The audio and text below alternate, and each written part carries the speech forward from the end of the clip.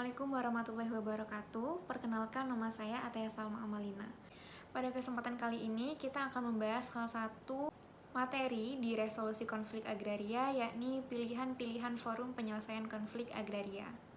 Jadi terdapat dua jalur yang bisa dipilih, ada jalur litigasi melalui pengadilan dan juga jalur non-litigasi di luar pengadilan.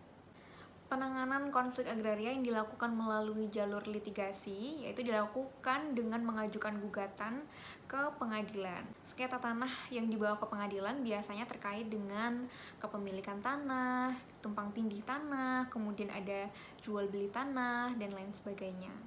Nah, adapun tata cara untuk berperkara di pengadilan singkatnya seperti ini. Jadi mendaftarkan perkara di pengadilan, kemudian setelah itu akan mendapatkan surat panggilan. Lalu akan ada mediasi. Nah, mediasi ini outputnya ada dua, antara berhasil dan tidak berhasil. Kalau berhasil maka akan ada akta perdamaian yang dihasilkan nanti. Kemudian kalau tidak berhasil maka permasalahan akan lanjut ke persidangan. Di persidangan akan ada pembacaan gugatan, lalu ada jawab jinawab dari kedua belah pihak, kemudian ada pembuktian juga dari kedua belah pihak, lalu yang terakhir ada putusan dari pengadilan. Kemudian untuk penyelesaian konflik agrarian di jalur non-litigasi atau di jalur di luar pengadilan, ini ada APS dan juga ada pengaduan. APS ini alternatif penyelesaian sengketa yang di dalamnya ada mediasi, negosiasi, kemudian konsultasi, dan juga ada arbitrase. Kemudian kalau untuk administrasinya sendiri ini bisa melakukan pengaduan ke kementerian yang berwenang, seperti misalnya ada Kementerian ATR BPN, kemudian KLHK, Kementan, KESDM. Untuk penyelesaian konflik agraria di jalur non-litigasi atau di jalur di luar pengadilan ini pada pasal 58 UU nomor 48 tahun 2009 tentang kekuasaan kehakiman menyebutkan bahwa upaya penyelesaian sengketa perdata dapat dilakukan di luar pengadilan negara melalui arbitrase atau alternatif penyelesaian.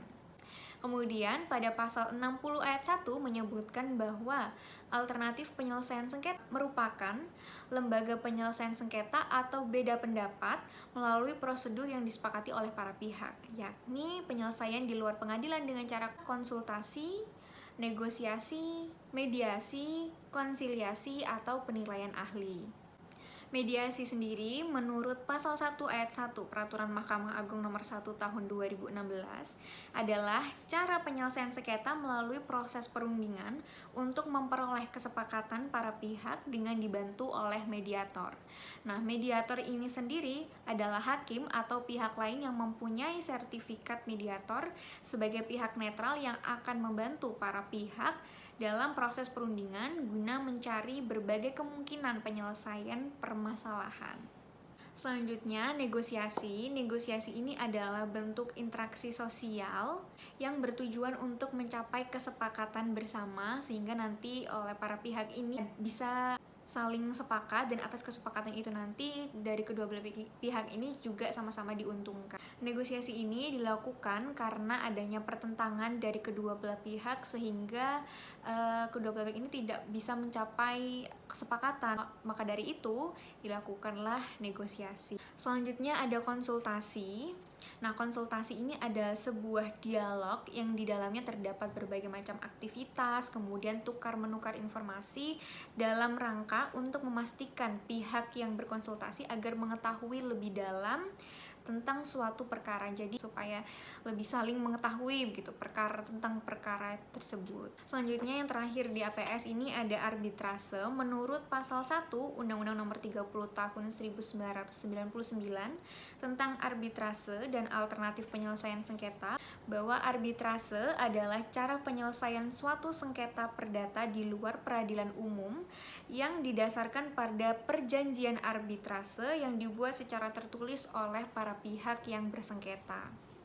Nah, selanjutnya di penyelesaian sengketa jalur non-litigasi ini selain APS juga ada pengaduan. Nah, pengaduan ini bisa disampaikan secara pribadi atau bisa melalui kuasa hukum.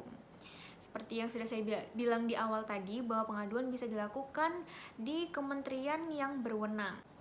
Nah, kemudian ini ada juga perbandingan penyelesaian sengketa di jalur litigasi dan juga jalur non-litigasi.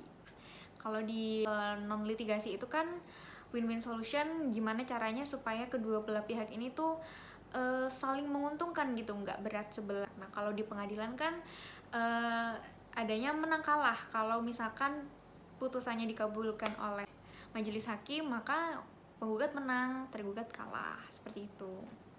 Kemudian selanjutnya, kalau melakukan penyelesaian menggunakan jalur non-litigasi itu hemat waktu dan juga hemat biaya. Jadi kalau di pengadilan kan tentunya juga memakan waktu yang lama karena ada proses-proses yang harus dilewati. Kemudian melalui jalur non-litigasi ini, mekanisme atau prosedurnya ini lebih fleksibel karena disesuaikan juga dengan kebutuhan oleh para pihak. Kalau melakukan penyelesaian di jalur litigasi di pengadilan ini kan sudah ada prosedurnya di dalam hukum acara ya, jadi sudah diatur seperti itu. Nah, jadi pihak yang berkonflik di bidang agraria ini diberi kebebasan untuk memilih jalur mana untuk menyelesaikan permasalahannya, bisa melalui jalur litigasi, melalui pengadilan, atau non-litigasi di luar pengadilan. Nah, sesungguhnya juga untuk mendapatkan keadilan itu juga nggak harus melalui pengadilan, maka dari itu juga disediakan jalur-jalur lain, pilihan-pilihan lain untuk bisa mencapai penyelesaian permasalahan. Sekian pemaparan materi terkait pilihan-pilihan forum penyelesaian konflik agrarian dari saya. Kurang lebihnya mohon maaf. Terima kasih. Wassalamualaikum warahmatullahi wabarakatuh.